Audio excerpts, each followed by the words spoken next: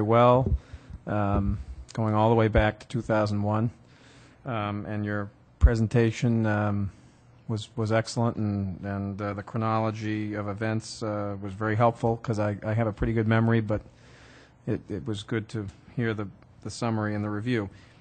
Where I think from constituent questions comes newspaper reports that took place.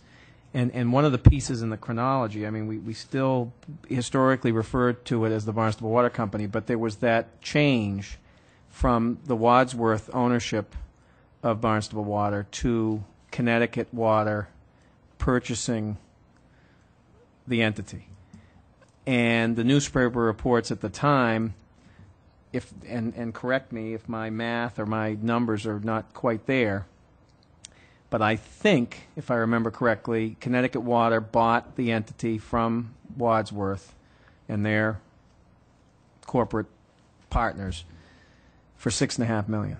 6.7, I think, was the number that was, because Connecticut Water is a public company, so they had to report those things. Okay, so as a public company, so I was close.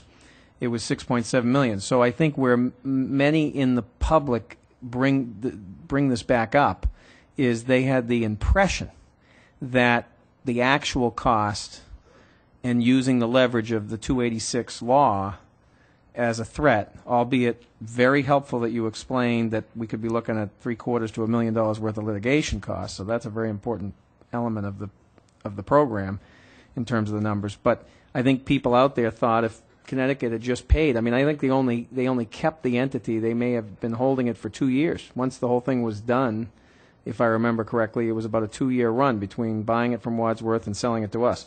And I think some folks out there didn't think they did a whole lot in terms of improving the infrastructure.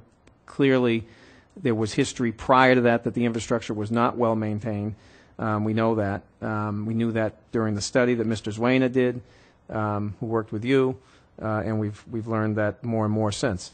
And now we're investing in the entity substantially.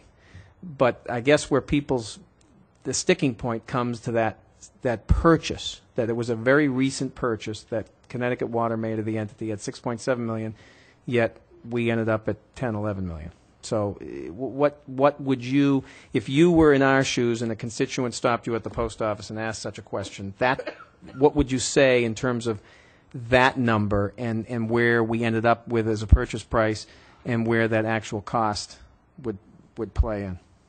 Well, I mean, mechanically, the answer is that the engineering studies and the accounting studies we had done showed that the Connecticut Water did, in fact, expend substantial money on the company after it purchased it, and that all became actual cost because it was current dollars.